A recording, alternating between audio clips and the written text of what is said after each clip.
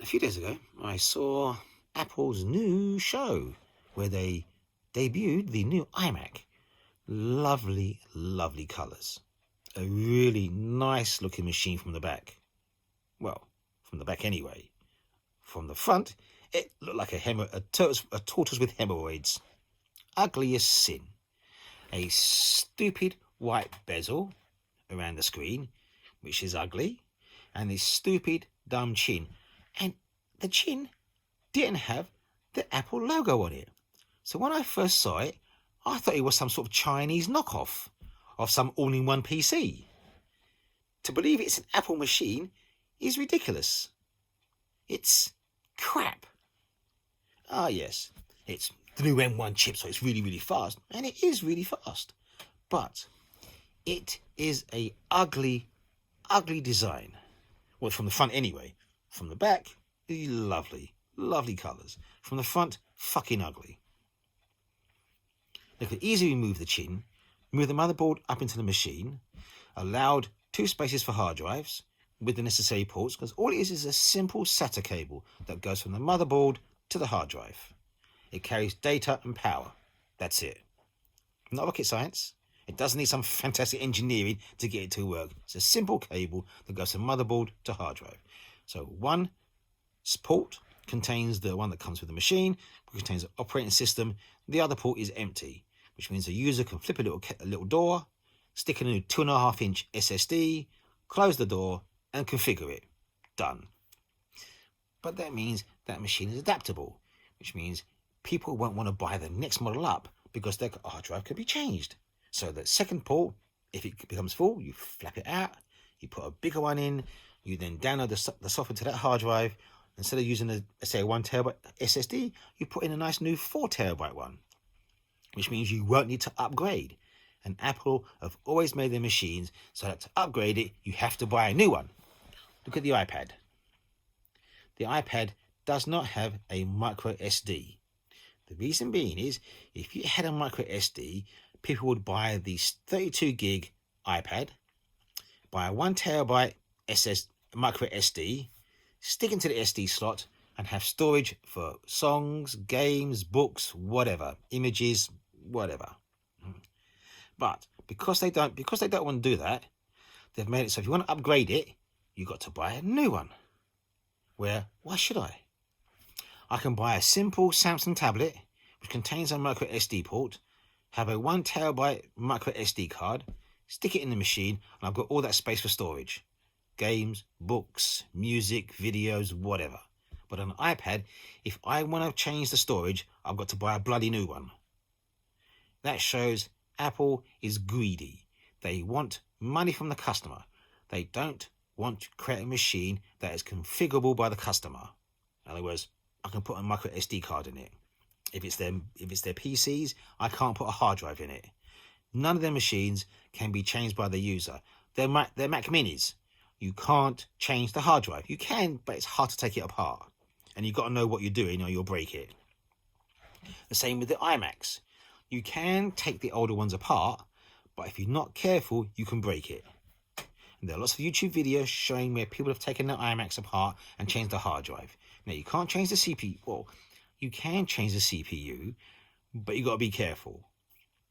It has to be of the right type, so the operating system won't reject it. And it's limited to particular CPUs. You can't change the GPU because the GPU is actually soldered to the motherboard. Well, you can if you deball it, but you've got to know what you're doing, and you've got to spend about £20,000 buying the equipment. But otherwise than that, you leave it alone. So with the new iMac, they had a clear chance to make a machine that could be modifiable by the user. Well, just the hard drive anyway. But no, they've shown once again that they're greedy. They didn't innovate.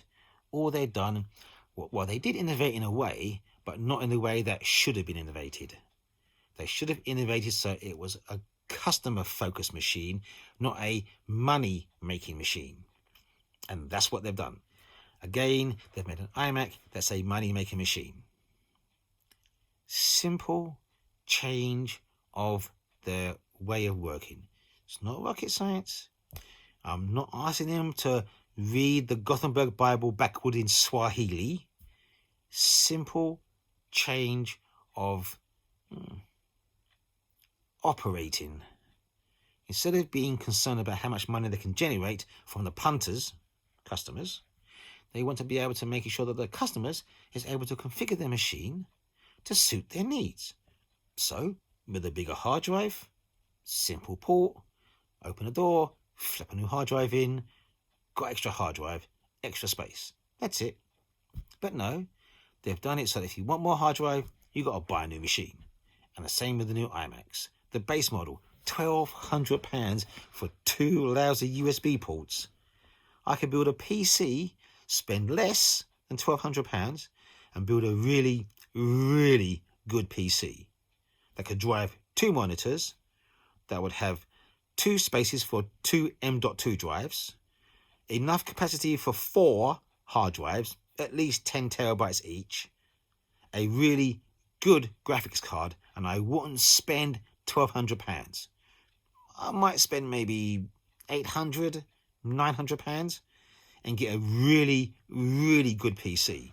And remember now, you can't run Windows on an iMac. Before, you could, because it was Intel based. It could use Boot Camp to run Windows on an iMac. You can't do that anymore, not with the new M1 chip. It is not an Intel based machine and will not run Windows.